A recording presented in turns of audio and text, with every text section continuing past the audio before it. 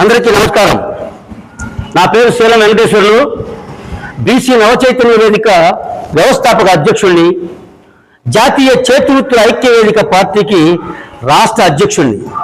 ముఖ్యంగా ఈరోజు ఈ ప్రెస్ మీట్ పెట్టడానికి కారణం ఏంటంటే, కేంద్ర ప్రభుత్వం 33% మహిళలకు రిజర్వేషన్లు కల్పించడానికి ముందుకొచ్చింది. సంతోషం. రెండవది, బీసీలకు కూడా రిజర్వేషన్లు కావాలని దశాబ్దాలుగా పోరాడుతున్నారు మా బీసీ సంఘాలు, అనేక సంఘాలు. ఆ విషయం కూడా కార్తీ ఇవ్వాలని కోరుతున్నాం. మూడవది, రాష్ట్ర వ్యాప్తంగా ఉన్న అసెంబ్లీ స్థానాలు, పార్లమెంటు స్థానాలను కూడా పెంచుతున్నామని ఒక ప్రకటన చేసింది. అలాగే మున్సిపాలిటీల్లో కూడా కౌన్సిలర్ స్థానాలను పెంచుతున్నామని ఒక ప్రకటన నిన్న పేపర్కి ఇచ్చారు. ప్రభుత్వం ప్రకటన చేసింది. నేనేమంటున్నానంటే, బీసీలకు రిజర్వేషన్లు 50% కల్పిస్తామని చంద్రబాబు గారే హామీ ఇచ్చారు గతంలో. అది చేయమంటున్నాం. ఒకటి, కేంద్ర ప్రభుత్వానికి మేము విన్నవించేది ఏంటంటే, గత 10 నెలల క్రితమే ఈ ప్రకటన చేసింది కేంద్ర ప్రభుత్వం. ఎందుకనంటే, దేశంలో జనాభా లెక్కలు తేల్చకుండా మహిళలకు 33% రిజర్వేషన్లు కల్పిస్తామంటే కుదరదు. జనగణనతో పాటు కులగణన జరిపి, బీసీ కులగణన జరిపిన తర్వాతనే మహిళలకు రిజర్వేషన్ బిల్లు కల్పించాలని డిమాండ్తో అనేక విజయవాడ, బాపట్ల, ఒంగోలు, చీరాల అనేక ప్రాంతాల్లో, విజయవాడలో ప్రెస్ క్లబ్లో కూడా ప్రెస్ మీట్లు పెట్టాం. ఇలాగ రౌండ్ టేబుల్ సమావేశాలు పెట్టాం. ఎందుకంటే కులగణన జరగకుండా, బీసీలకు జనగణన జరగకుండా మీరు అది అమలు చేస్తే బీసీలకు తీవ్రమైన అన్యాయం జరిగింది. మహిళా బిల్లులో కూడా ఒక బలవంతుణ్ణి తీసుకొచ్చి పెట్టి ఒక బలహీనతో యుద్ధం చేయమంటే చేయగలరా? కాబట్టి అందరూ ఆర్థికంగా బలమైన వాళ్ళు, అగ్ర కులాల వాళ్ళు వేస్తారు. ఈ 33%లో మా బీసీ మహిళలకు, బలహీన వర్గాలకు అన్యాయం జరుగుతుందని మేము డిమాండ్ చేసాం. అది ఆపిచ్చి కోల్డ్ స్టోరేజ్ పెట్టిస్తే ఈ రోజు బయటకు తీసుకొచ్చారు. సంతోషం. ఎప్పటికైనా జనగణనతో కులగణన జరిపిన తర్వాత ఇది అమలు చేయాలి. నెంబర్ 1.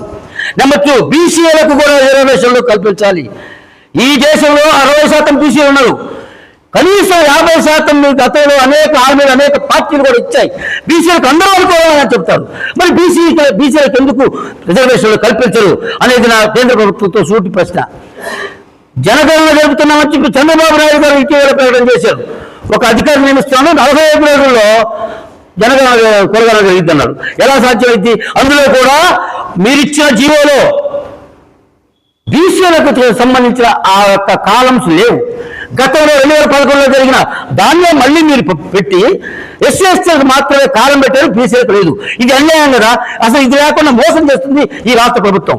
మేము అందుకే కేంద్ర రాష్ట్ర ప్రభుత్వాలని ఒకే ఒక్క డిమాండ్ చేస్తున్నాం. జనగణనతో పాటు బీసీ కులగణన జరగాల్సిందే. బీసీలకు కూడా కాలమ్స్ నిర్ణయించి ఏ కుల జనాభా ఎంతమంది ఉన్నారో ఈ దేశంలో కానీ ఈ రాష్ట్రంలో కానీ అవి జరిగిన తర్వాత, కులగణన చేసిన తర్వాతే మీరు లోకల్ బాడీ ఎన్నికలకు కానీ, పంచాయతీ ఎన్నికలకు కానీ, ఏ ఎన్నికలకైనా వెళ్ళాలి అనేది మా ప్రధానమైన డిమాండ్. అదే కాకుండా మున్సిపాలిటీల్లో కూడా ఇప్పుడున్న కంటే ఒక 10% పెంచుతామని చెప్తున్నారు. అంటే జీవో నెంబర్ 64ని విడుదల చేసింది ప్రభుత్వం. అయితే ఇక్కడ కూడా మరి కులగణన జరగకుండా బీసీ అన్యాయం జరిగింది కదా. మా ఎస్సీ ఎస్టీ సోదరులకు కూడా జనాభా పెరిగింది. ఇప్పుడు బాబాసాహెబ్ అంబేద్కర్ గారు ఇచ్చిన రాజ్యాంగం ప్రకారమే ఉన్నాయి. ఇప్పటికీ వాళ్ళు 21% మొత్తం 15+6 ఉంటారు కాదు, ఇంకా వాళ్ళకు కూడా పెరిగినాయి, జనాభా పెరిగారు. వాళ్ళకు కూడా పెంచాల్సిన అవసరం ఉంది. అందుకే మేము బడుగుల రాజ్యం కోసము, ఈ బీసీలకు, ఎస్సీ ఎస్టీలకు న్యాయం జరగడం కోసమే మేము ఈ రిజర్వేషన్ల పోరాటం మొదలుపెట్టాం. ఈ రాష్ట్రంలో ఉన్న జనాభాలో కనీసం ఒక్క విషయం చెప్తాను మిత్రులారా, రాష్ట్ర ప్రజలందరూ కూడా ఆలోచించాలి. ఈ రాష్ట్రంలో గత జగన్మోహన్ రెడ్డి గారు సచివాలయాలను ఏర్పాటు చేస్తున్న సమయంలో కులగణన చేశాడు, బీసీల జనగణన చేశాడు. సొంతంగా చేసి అట్టి పెట్టుకుని ఆయన కుర్చీ కింద పెట్టుకున్నాడు. అది ఇటీవల బయటకు వచ్చింది. ఈ రాష్ట్రంలో ముస్లిం సోదరులు ఉన్నది 7% జనాభా. కానీ వాళ్ళు అవుతుంది ప్రతి అసెంబ్లీ సెషన్కి 1, 2, 3 మాత్రమే.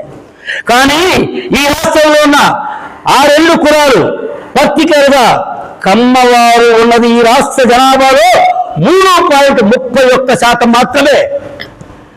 రెట్లు ఉన్నది 4.81%. అంటే ముస్లిం సోదరుల కంటే వాళ్ళు ఎక్కువగా లేరు.